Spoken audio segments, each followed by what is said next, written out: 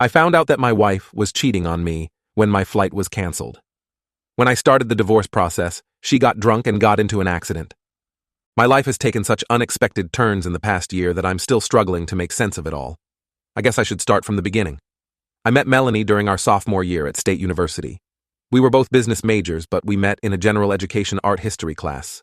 I remember being struck by her confidence and how she always had insightful comments during discussions. We started studying together, and soon our relationship blossomed into something more. Melanie came from a well-off family in the suburbs. Her dad, Robert, owned a successful construction company, and her mom, Linda, was a high-end real estate agent. They had a beautiful home with a pool and always took lavish vacations. Melanie was their only child, and they doted on her. My background was quite different. I grew up in a working-class neighborhood. My dad, Jim, was a mechanic who owned a small auto repair shop. My mom, Karen, taught elementary school.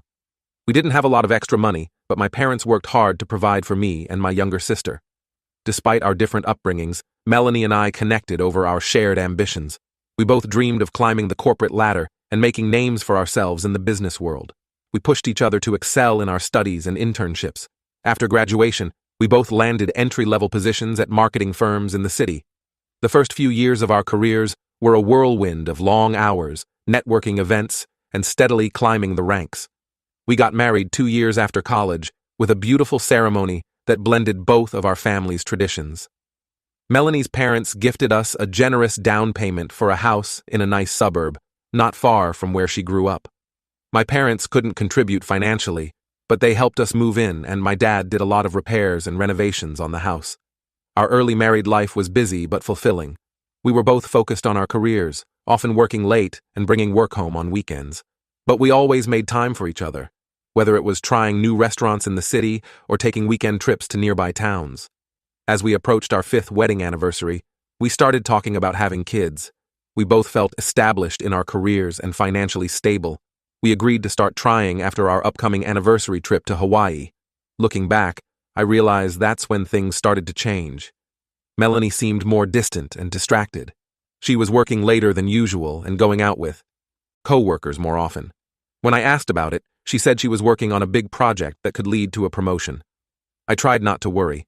Melanie had always been ambitious, and I wanted to support her career goals. Plus, we had always had a strong foundation of trust in our relationship. Melanie had been cheated on in a previous relationship in college, and she often talked about how painful that experience had been. I never imagined she would put someone else through that kind of betrayal. About a month before our anniversary trip, I had a business trip scheduled to meet with some potential clients on the West Coast. It was supposed to be a week-long trip, and Melanie and I had made plans for a nice dinner the night before I left. The day of my flight, I got to the airport and found out there were mechanical issues with the plane. After several hours of delays, the flight was eventually canceled. Frustrated but also a bit excited to surprise Melanie, I decided to head home. I stopped and picked up some flowers and a bottle of wine, thinking we could still have our nice dinner. When I pulled up to our house, I noticed an unfamiliar car in the driveway. I figured it might be one of Melanie's co-workers dropping her off. As I walked into the house, I heard noises coming from upstairs. My heart started racing as I climbed the stairs, a sense of dread growing with each step. When I reached our bedroom door, I heard Melanie's voice, and a man's voice I didn't recognize. I burst into the room, and the scene before me shattered my world. Melanie was in our bed with a man I'd never seen before. They scrambled to cover themselves, both looking shocked and panicked. I couldn't breathe. I couldn't think.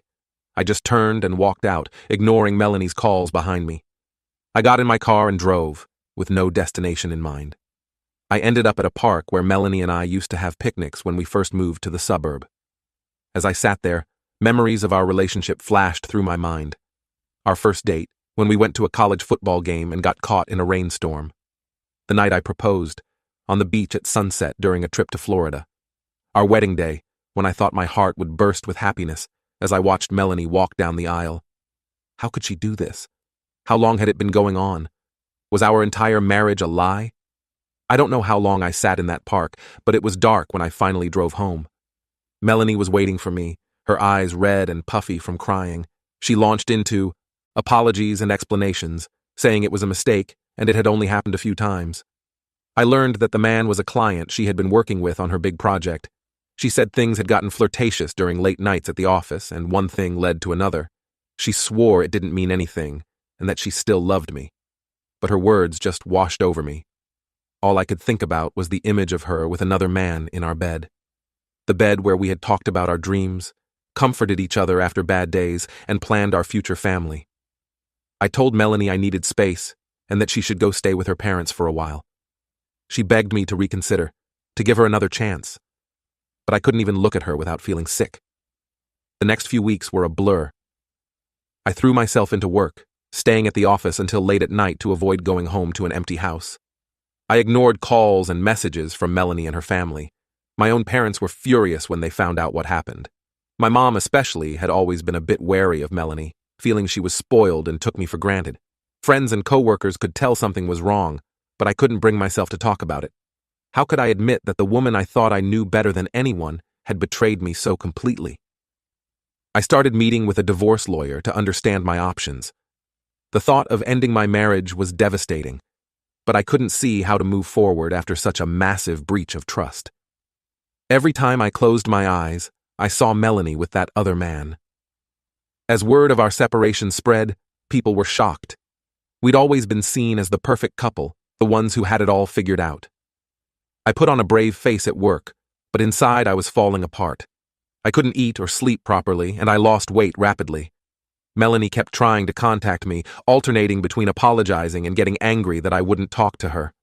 Her parents reached out, asking me to consider marriage counseling, but I wasn't ready to even think about reconciliation. I started seeing a therapist to try to process my emotions. It helped a bit, but I still felt lost. The future I had envisioned with Melanie, kids growing old together, was gone. I didn't know who I was without her, and that realization was almost as painful as the betrayal itself. Looking back, there were probably signs I missed. Melanie had become more protective of her phone. She had started dressing up more for work and wearing more makeup. But I had always prided myself on not being a jealous or suspicious husband.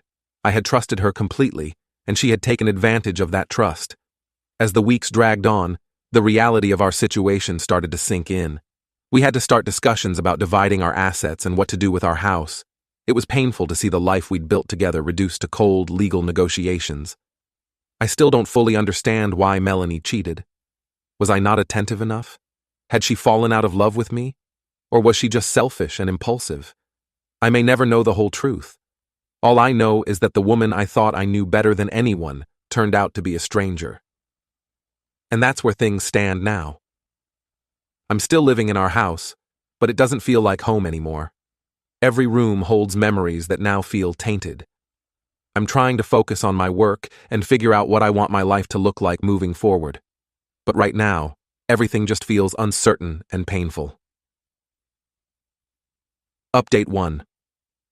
It's been a couple of months since my last post, and somehow the situation has become even more complicated. I'm still struggling to process everything that's happened. After the initial shock wore off, I became more resolute in my decision to divorce Melanie. Her betrayal was something I couldn't move past, no matter how much she pleaded or how many times her parents reached out to me. I formally asked her to move out of our house and stay with her parents while we sorted out the legal details of our separation. Melanie didn't take the news well. She started drinking heavily, something she had never really done before. Her usual glass of wine with dinner turned into a bottle or more. Her work performance began to slip, and she was put on probation at her job. Her parents were beside themselves with worry, calling me frequently to update me on her state and beg me to reconsider. I was too caught up in my own pain to really care about Melanie's downward spiral. Part of me felt she deserved to suffer for what she had done to our marriage. I threw myself into work, taking on extra projects and staying late at the office most nights. My boss was understanding of my situation and even hinted at a possible promotion if I kept up my increased productivity. One night, about a month after I'd asked for a divorce, I was working late at home when I heard a commotion outside. I opened the front door to find Melanie on our porch, clearly intoxicated. She was swaying on her feet, mascara streaking her face, reeking of alcohol. She pushed past me into the house, alternating between sobbing apologies and hurling angry accusations. She claimed she felt neglected because I was always working late and never made time for intimacy. She said she had only cheated because she was lonely and felt unappreciated. I tried to calm her down, but she was hysterical. She knocked over a lamp, shattering it on the floor. She accused me of never really loving her, of caring more about my career than our marriage. It was all nonsense, of course. I had always prioritized our relationship, but Melanie was too drunk to be reasoned with. As she shouted, more details of her affair came out. It hadn't just been a few times, as she'd initially claimed. It had been going on for months. She and her client had taken business trips together, using work as an excuse to spend weekends in hotels. They had even talked about a future together. Each new revelation was like a knife to my heart. I felt sick thinking about all the times I had kissed her goodbye as she left for a business trip, not knowing she was going to meet her lover. I thought about all the late nights I spent working, believing Melanie was doing the same, when really she was in another man's arms. After about an hour of this, I finally managed to get Melanie to leave. I called her parents to let them know she was on her way home and that they should keep an eye on her. I felt drained and emotionally exhausted. I poured myself a stiff drink and sat in the dark, wondering how my life had fallen apart so completely. A few hours later, I got a call that made my blood run cold. Melanie had been in a car accident. She'd run a red light and T-boned another vehicle. The other driver was okay, but Melanie had been rushed to the hospital with severe injuries. Despite everything, my heart dropped. As angry as I was at Melanie, I never wanted anything like this to happen to her. I raced to the hospital, my mind spinning with worst-case scenarios. When I arrived, the doctors gave me the devastating news. Melanie was paralyzed from the waist down. They weren't sure if she'd ever walk again. The image of my once vibrant, active wife confined to a wheelchair was almost too much to bear. The next few weeks were a whirlwind of hospital visits, discussions with doctors, and difficult conversations with our families. Melanie's parents were beside themselves with worry and grief. They begged me to reconsider the divorce, saying Melanie needed me now more than ever. My own parents had mixed reactions. My dad was sympathetic, saying that no one deserved to go through something like this. But my mom was less forgiving. She'd never been Melanie's biggest fan, and she saw this as Melanie facing the consequences of her own reckless actions. She reminded me that Melanie had chosen to drink and drive just as she had chosen to cheat. As Melanie started her long recovery process, she tried to use her condition to guilt me into staying. She said she couldn't handle physical therapy and adjusting to her new reality without me by her side. She claimed that her cheating was partly my fault for not being attentive enough, and now she was being punished for it. I'll admit, part of me felt guilty. I wondered if I could have done more to prevent this whole situation. If I had been home more, would Melanie have been less likely to cheat? If I had agreed to work on our marriage instead of pushing for divorce, would she have turned to alcohol? But deep down, I knew Melanie's actions were her own choices. Her accident, while tragic, didn't erase the pain of her betrayal or the months of lies and deceit. Our families tried to intervene and help us work things out. Melanie's parents offered to pay for couples counseling. My dad suggested we take some time apart to clear our heads before making any permanent decisions. But my mom was adamant that I shouldn't throw away my life, caring for someone who had betrayed me so thoroughly. The whole situation put an enormous strain on everyone involved. Melanie's recovery was slow and difficult. She struggled with depression and anger over her condition. Some days she would beg me to give our marriage another chance. Other days she would lash out, blaming me for everything that had gone wrong. I was torn between feeling obligated to help her and wanting to move on with my life. I spent countless hours at the hospital and rehabilitation center, helping Melanie with her physical therapy and trying to support her emotionally. But every time I looked at her, I was reminded of her betrayal. Friends and co-workers didn't know how to react. Some thought I was heartless for considering divorce when Melanie was in such a vulnerable state. Others understood my position and supported my decision to leave. It felt like everyone had an opinion on what I should do. My work started to suffer as I tried to balance my job with Melanie's care. The promotion that had been hinted at seemed to be slipping away. I was exhausted all the time, running between the office, the hospital, and meetings with lawyers. As the weeks turned into months, I found myself at a crossroads. Could I forgive Melanie's infidelity in light of her accident? Or was this the universe's twisted way of giving me an out from a broken marriage? The weight of this decision was crushing me. In quieter moments, I thought about the life Melanie and I had planned together. We were supposed to start trying for a baby. We had talked about buying a vacation home in the mountains. All those dreams now seemed like they belonged to different people. For now, I'm taking things one day at a time. Melanie is still in the rehabilitation center, learning to navigate her new reality. I'm still living in our house, though it feels more like a museum of our failed marriage than a home. The divorce proceedings are on hold while we figure out what Melanie's long-term care will look like. I don't know what the future holds. Some days I think I can move past the betrayal and be there for Melanie as she recovers. Other days, the pain and anger feel as fresh as the day I discovered her affair. I'm trying to be patient with myself and not rush into any decisions, but the uncertainty is killing me. That's where things stand now. I'm still wrestling with what to do, trying to balance my own needs with the obligation I feel towards Melanie. It's an impossible situation, and I'm not sure there's any right answer. I just hope that someday I'll find peace with whatever decision I make. Update 2. It's been about 6 months since my last update, and I've finally taken some decisive steps to move forward with my life. After much soul-searching and many difficult conversations, I went through with the divorce. It wasn't an easy decision, but I knew it was the right one for me. Melanie's accident and resulting paralysis were tragic, but they didn't erase the pain of her betrayal or fix the underlying issues in our relationship. The divorce proceedings were messy and emotionally draining. Melanie's parents tried to paint me as the villain, abandoning their daughter in her time of need. My own family was split. My dad urged me to reconsider, while my mom fully supported my decision to leave. In the end, we reached a settlement that I felt was fair. I gave Melanie a significant portion of our shared assets to help cover her ongoing medical expenses and rehabilitation costs. I also agreed to continue paying for her health insurance for a year to ensure she had proper care during her recovery.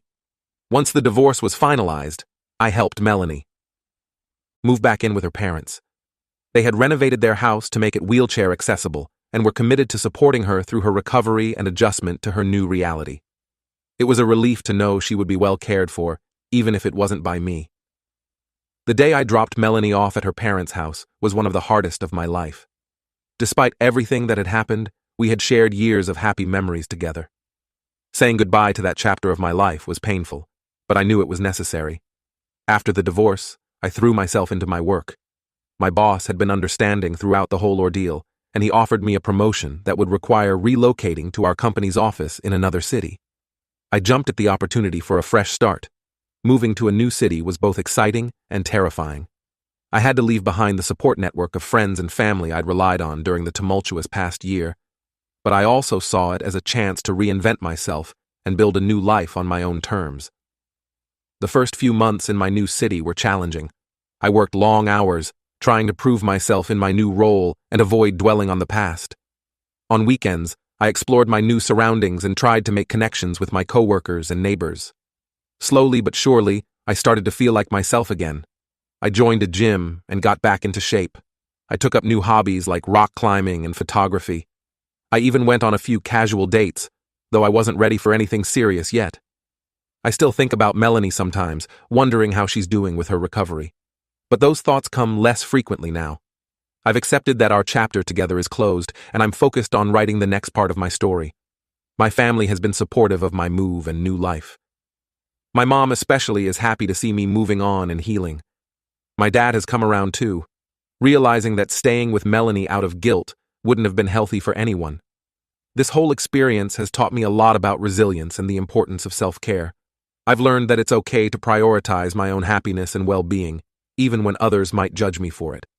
I'm not the same person I was a year ago, but I think I'm stronger for having gone through this. As I settle into my new life, I'm cautiously optimistic about the future. The pain of Melanie's betrayal and the trauma of the aftermath will always be a part of my story, but it doesn't define me. I'm ready to see what this next chapter holds.